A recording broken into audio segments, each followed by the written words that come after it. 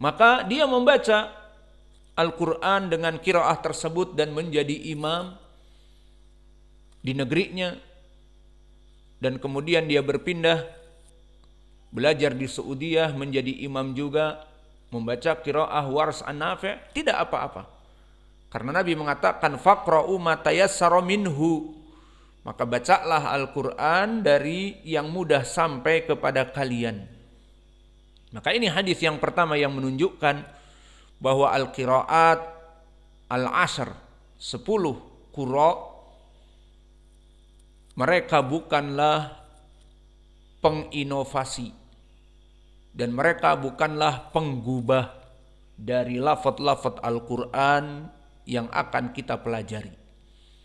Kok ada ya bedanya? Wadduha walaili idza saja menjadi wadduhi, walaili idza saja menjadi wadduha, walaili idza saja. Kita katakan na'am, karena Arab mempunyai, terutama Quraisy, lahjah ataupun dialek. Seperti antum bahasa Indonesia yang murni asli, mau ke mana.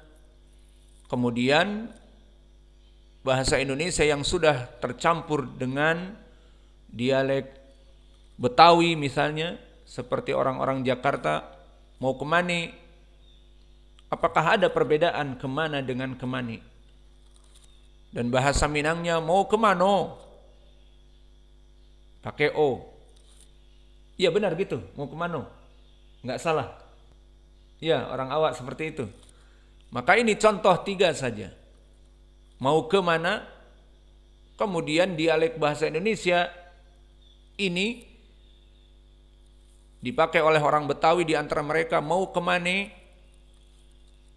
Kemudian dikatakan ucapan ini oleh orang-orang Sumatera misalnya Barat, mau kemana?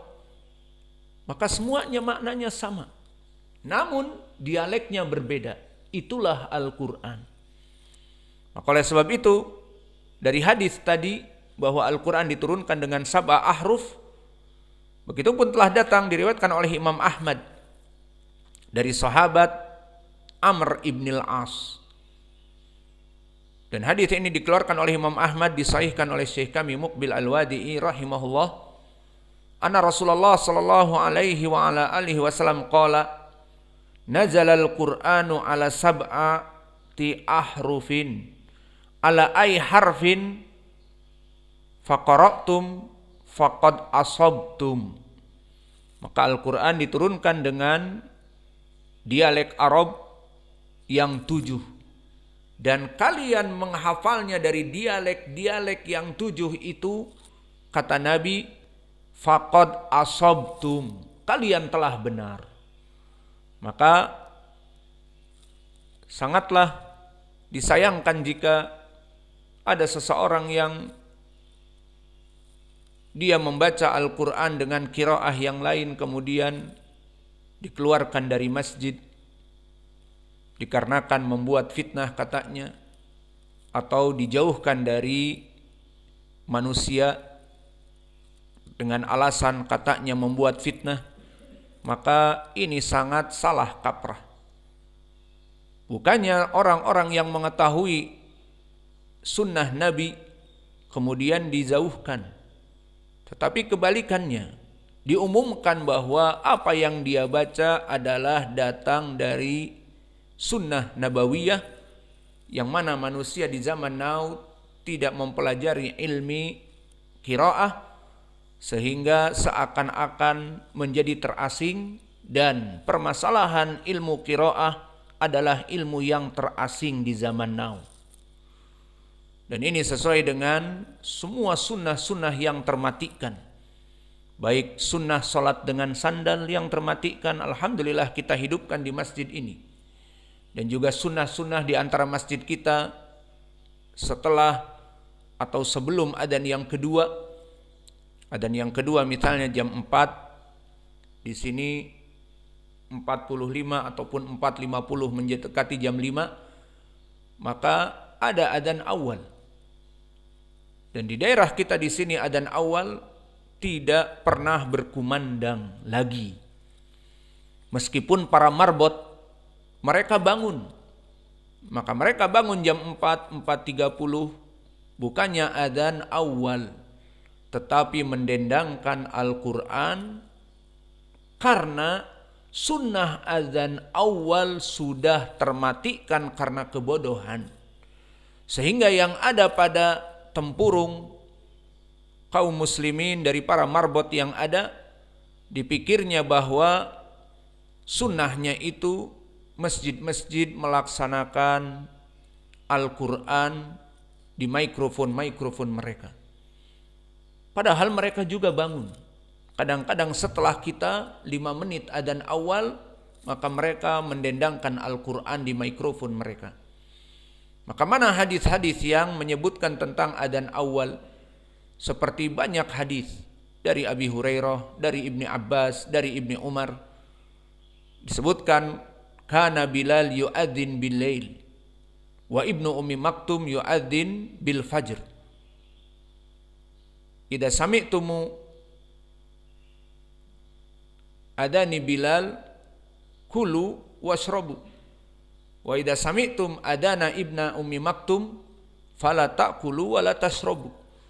Maka dijadikan sumber hukum dari fikih dalam berpuasa juga bahwa Bilal adzan di malam yang pertama, maksudnya di fajar yang pertama, dan Ibnu Ummi Maktum melaksanakan adzan di fajar yang kedua.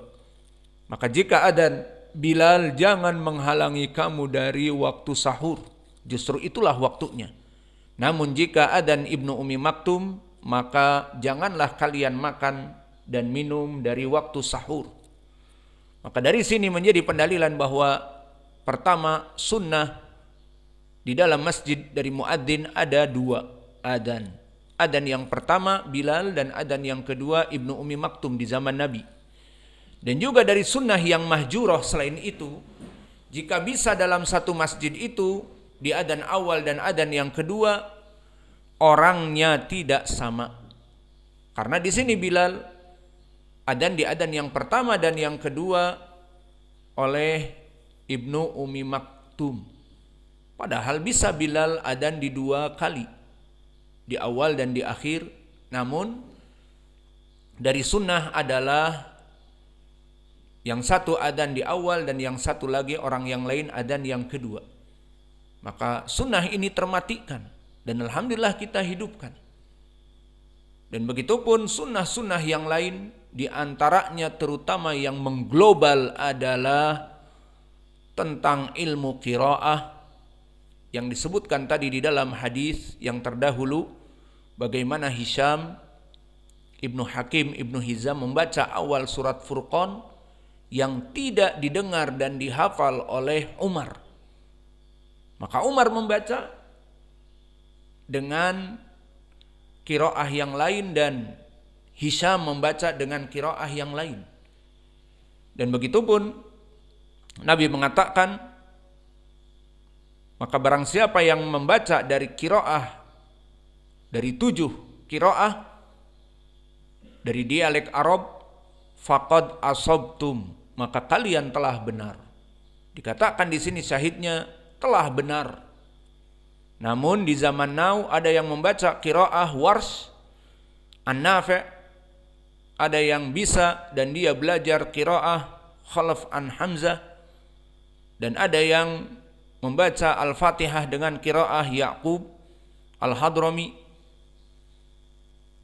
Alhamdulillahi Rabbil Alamin. Ini apa lagi nah? Siratal ladzina an'amta 'alaihim waladdallin. Seperti ini akhirnya tidak diaktifkan dari menjadi imam.